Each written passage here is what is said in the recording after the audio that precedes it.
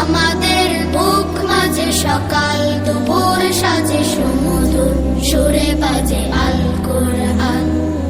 মিথ্যা তো পায়ে দলি সত্যের পথে চলি, কোরআনের কথা বলি করি আহ্বান। আমাদের বুক মাঝে সকাল